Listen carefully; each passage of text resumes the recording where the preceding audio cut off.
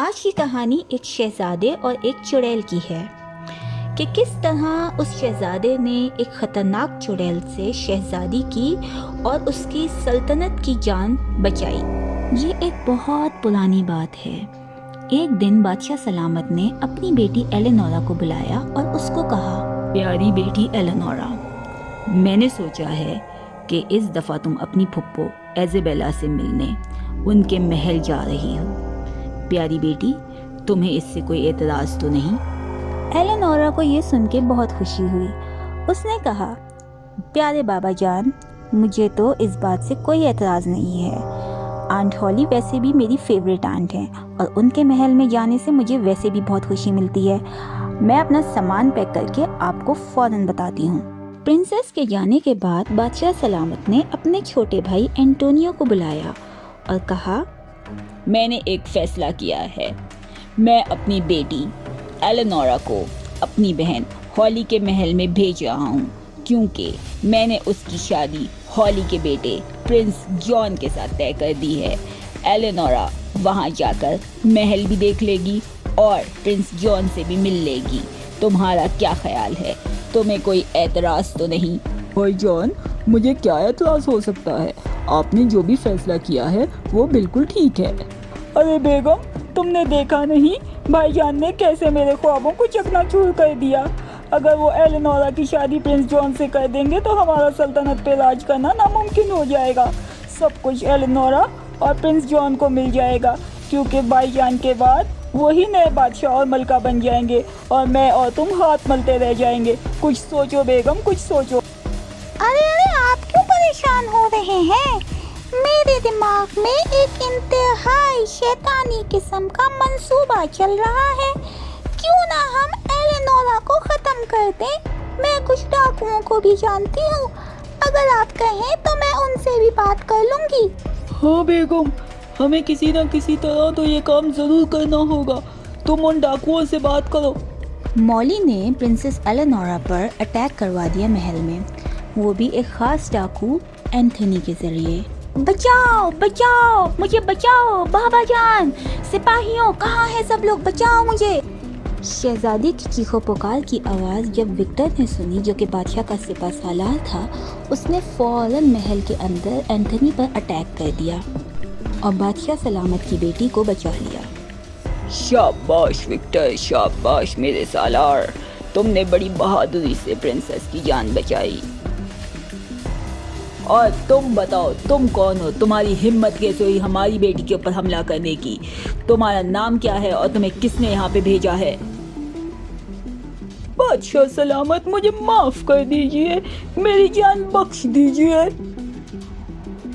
ٹھیک ہے، ہم تمہاری جان ایک شرط پہ بخش دیں گے۔ تم بتاؤ کہ اس حملے کے پیچھے کس کا ہاتھ ہے؟ بادشاہ سلامت، مجھے معاف کر دیجئے، میں نے یہ سب اپنی مرضی سے نہیں بلکہ کسی کے کہنے پہ کیا تھا۔ مجھے معاف کر دیجئے، وہ کوئی آپ کا نہایت ہی قریبی آدمی ہے۔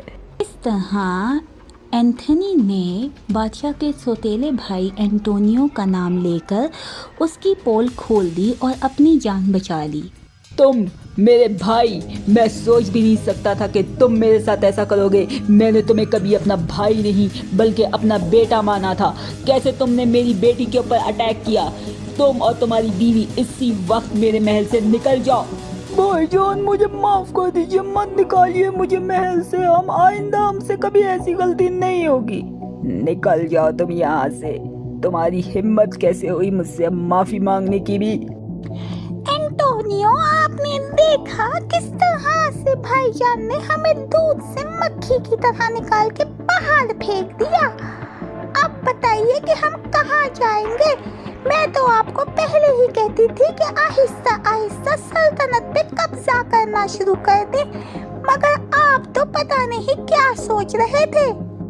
ارے مولی، یہ سب سوچنا چھوڑو، یہ بتاؤ تمہارے دماغ میں کوئی اور شیطانی منصوبہ ہے کہ نہیں، جس سے ہم محل میں دوبارہ سے داخل ہو سکیں؟ ہاں، فکر مت کیجیے، آئیڈیا ہے تو صحیح مگر تھوڑا خطرناک ہے۔ آ گئے یہ لوگ آخرکار میرے پاس۔ मुझे तो इन्हीं का इंतजार था। मॉली ने एंटोनियो को एक बहुत ही खतरनाक मंसूबा बताया। उसने कहा कि अब हम इस शहर की सबसे खतरनाक विच के पास जाएंगे, वो विच जो कि शहर की सबसे जानी मानी विच है, और वही अब हमारी मदद कर सकती है। इस तरह मॉली और एंटोनियो विच के पुराने किले में चले गए। वो किला बहुत ही डरावना था। वेलकम वेलकम, हमें पता था कि तुम लोग आने वाले हो।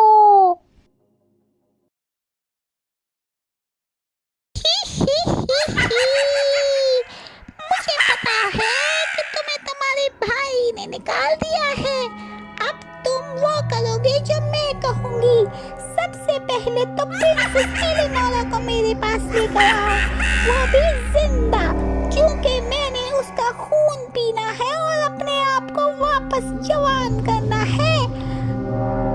अरे विच साहिबा, हम तो ये कह रहे थे कि आप हमारी मदद कीजिए और एलेनोरा को मार दीजिए। आपने तो उल्टा हमें ये कह दिया कि हम लेकर आए। आखिर हम कहाँ से लेकर आए? ये सब तुम्हारा काम है सोचना, मेरा काम नहीं। अब जाओ, दफा हो जाओ यहाँ से और लेकर आओ एलेनोरा को जिंदा। अरे मौली देखो, विच ने कितना हमें परेशान कर दिया। तो हम तो आए थे विच हमारी मदद करेगी, उल्टा विच ने हमें अपना काम दे दिया कि एलेनोरा को जिंदा लेकर आओ। अब बताओ हम कहाँ से जिंदा लेकर आए? अरे आप क्यों परेशान हो रहे हैं? चलें अब हम एंथनी के पास चलते हैं, वही हमारी कुछ मदद करेगा। वैसे तो उसने बादशाह को हमारे बारे में बता दिया था, लेकिन अभी भी हमारे पास बहुत सारा सोना और माल है। आपको याद नहीं है जो हमने महल से चोरी करके रखा हुआ है? मॉली और एंटोनियो ने बहुत सारा सोना महल से चुरा के एक गार में जमा किया हुआ था। उसी गार में उन्होंने डाकुओं को बुला के एक मंसूबा बनाया। एंटोनियो और उसके डाकू एक पायरेट शिप में कोरल आइलैंड चले गए थे, क्योंकि बादशाह सलामत ने प्रिंसेस एलेनोरा को उसके भाई विक्टर के महल भेज दिया था, जो कि कोरल आइलैंड में था, ताकि अगली सुबह प्रिंसेस बाहिफाजत अपनी आंट हॉली के महल में चली जाए। देखो बंटी, अब तुमने आगे सब कुछ संभालना है। कल सुबह ठीक 5 बजे प्रिंसेस एलेनोरा अपनी आंट हॉली के महल जाएगी। उसी वक्त तुमने अपने साथियों के साथ मिलकर प्रिंसेस को किडनैप करना है। जरा सी भी गलती की कोई गुंजाइश नहीं है। प्रिंसेस के किडनैप होने की खबर सुनते ही बादशाह ने फौरन अपना लश्कर रवाना कर दिया और सपा सालार विक्टर को कहा कि किसी भी सूरत पे हमला करो उस गुफा में। बादशाह के सिपाहियों ने बादशाह का हुक्म सुनते ही गुफा के ऊपर हमला कर दिया। क्योंकि डाकू पहले से ही तैयार थे, उन्होंने और ज़्यादा ताकत के साथ उनके ऊपर वापस हमला किया। हमला इतना ख़तरनाक था और इतना तेज़ था कि बादशाह के तमाम सिपाही लश्कर समेत मारे गए और मौका देखते ही शहजादी फरार हो गई और भागते भागते वो एक जंगल में चली गई। चुड़ैल बहुत खुश थी। उसे लग रहा था कि शहजादी उसके पास बस आने ही वाली है, क्योंकि उस शहजादी का खून पी के वो फिर से जवान हो जाएगी। उसके पास एक शहजादे की रूह भी रखी हुई थी, जिसको उसने जवान होने के बाद उस शहजादे से शादी करनी थी। लेकिन उसे क्या पता था कि आगे क्या होने वाला है।